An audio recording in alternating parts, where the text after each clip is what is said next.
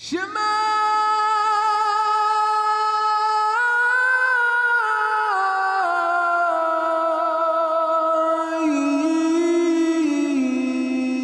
Israel. I hope you enjoy this next study. My name's Dee. This is my wife, Millie. So if you like what you see, subscribe and hit the notification bell. And if you wish to reach out to us, you can email us at devotedtoyah@gmail.com.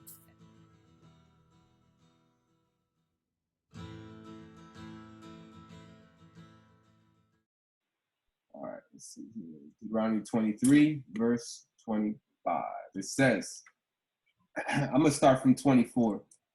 It says, when you come into your neighbor's vineyard, you may eat your fill of grapes at your pleasure, but you shall not put any in your container. When you come into your neighbor's standing grain, you may pluck the heads with your hand, but you shall not use a sickle on your neighbor's standing grain. I brought this scripture up because this shows a distinction between things that you can do to gain a lot of produce, and then there's things where you can't gain a lot of produce, so it takes a lot less. You take a lot less, a little less work. And I think that using a tool like a sickle is requiring you to do a lot more work, and it's like you're harvesting. That would be the one of the aspects of harvesting is using a sickle, using a knife or a machete, whatever the case may be. Different people have different things. Versus plucking. Using a tool. Yeah. So I have not found anywhere in the Old Testament where plucking on the Sabbath day is prohibited. Now, I'm not talking about plucking all day long, doing an 8-hour shift of plucking. Hello, that's work. At some point, plucking is going to get tiring. Right? So, but Yahusha and his disciples weren't doing this all day. They were walking through the field. They were just passing by. You're hungry.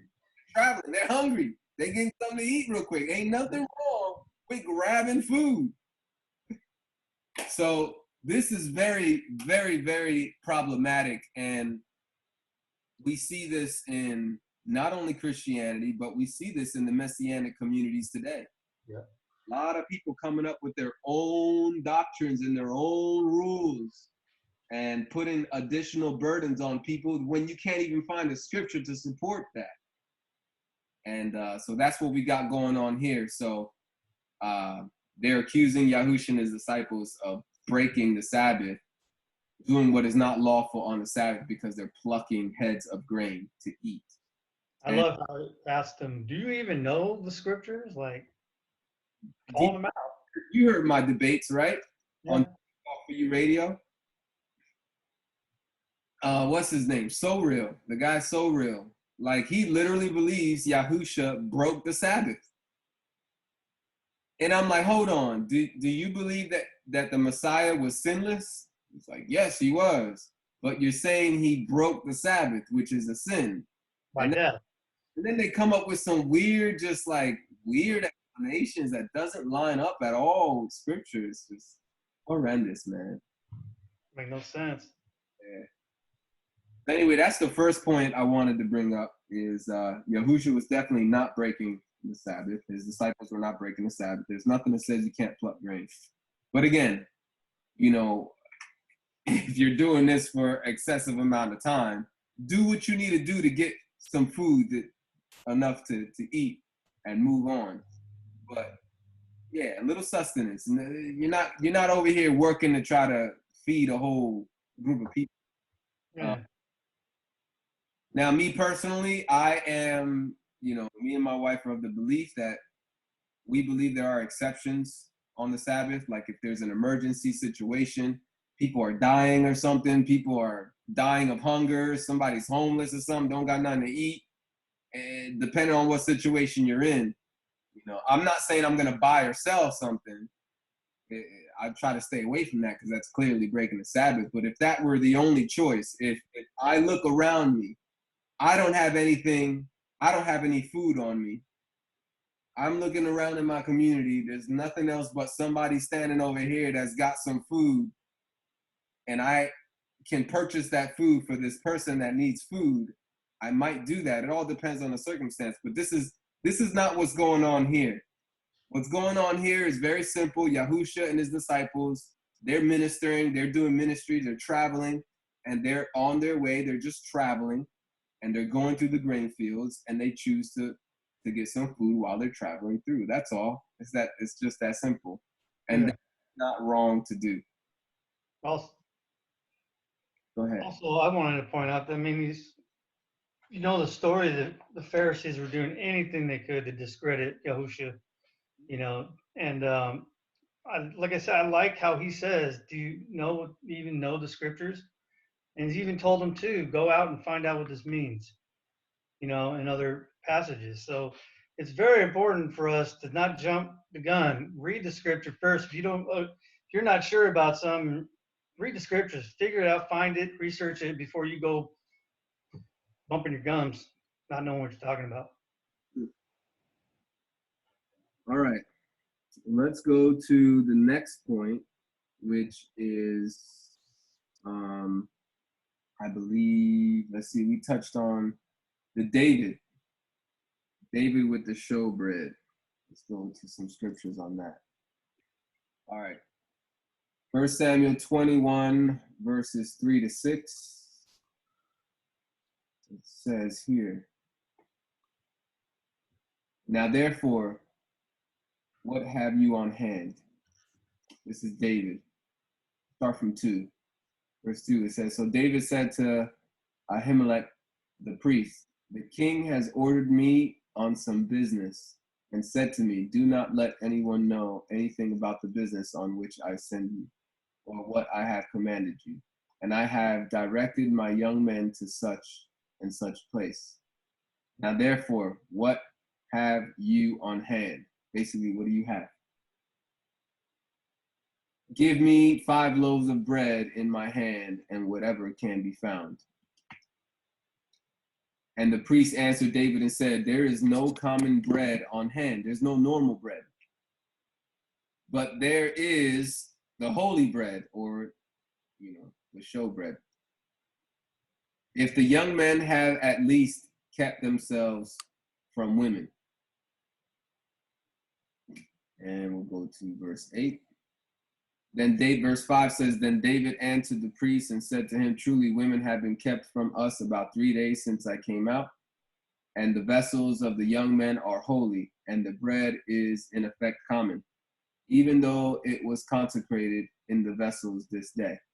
So the priest gave him holy bread, for there was no bread there but the showbread, which had been taken from before Yahuwah, in order to put hot bread in its place on the day when it was taken away.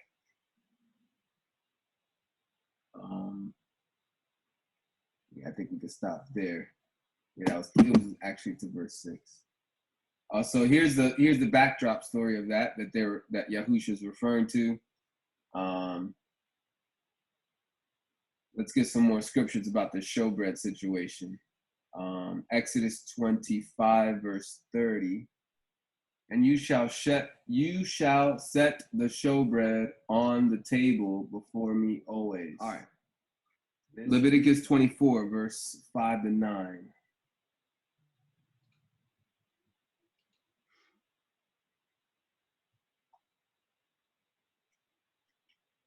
Leviticus 24, verse 5 to 9.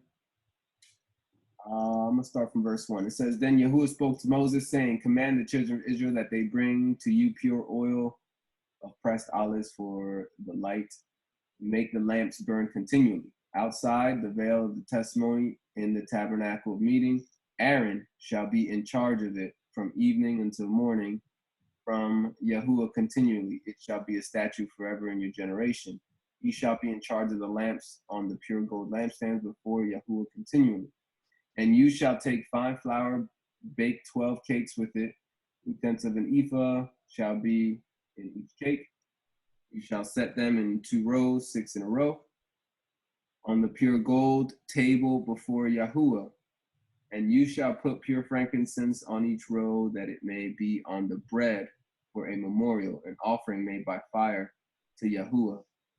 Every Sabbath he shall set it in order before Yahuwah continually, being taken from the children of Israel by an everlasting covenant. And it shall be for Aaron and his sons. There it is, verse 9. And it shall be for Aaron and his sons. This is who it's for. And they shall eat it in a holy place, for it is most holy to him, from the offerings of Yahuwah made by fire, by a perpetual statute. So this showbread is for Aaron's sons. David is not a son of Aaron. So Yahusha is bringing this story up justifiably, you know. Here David is traveling. Again, we got a traveling situation happening here, and he's asking for bread. And there was no normal bread available. That was the only bread that was available. And so the hospitality and helping brother David out and his boys take that bread. So, and it's interesting because I don't know if the story goes on to say that that was a violation or David got in trouble. It doesn't say. It shares the story. It does share that. Listen, man, this is all we got. They do let you know that there's an issue. Like, this is all we got. But they ended up giving it to him. So this is where I think people that are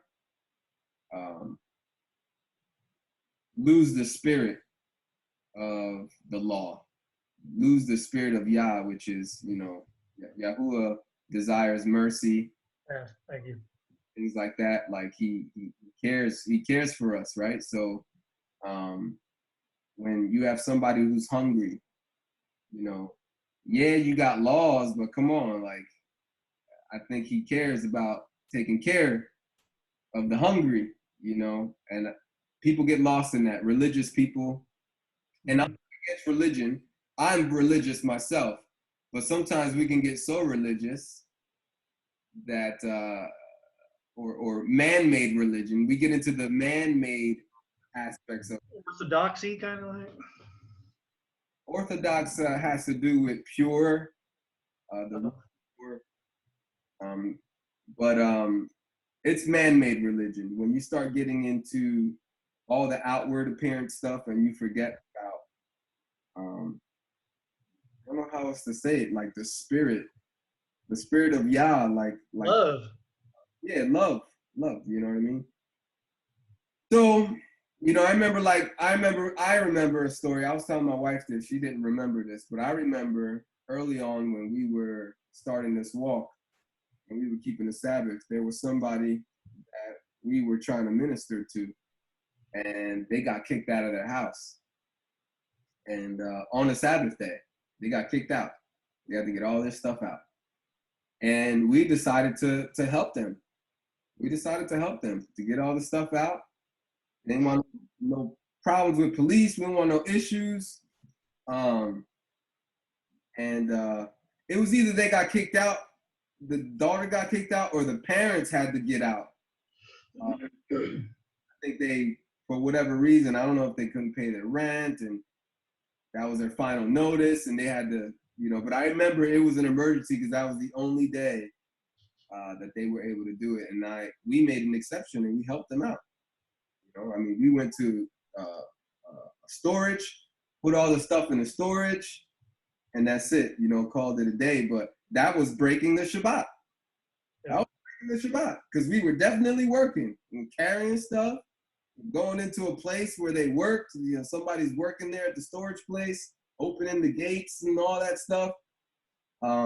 But it was for a good cause, and it was an emergency situation. So I didn't feel any guilt about it. To this day, I don't feel any guilt about it.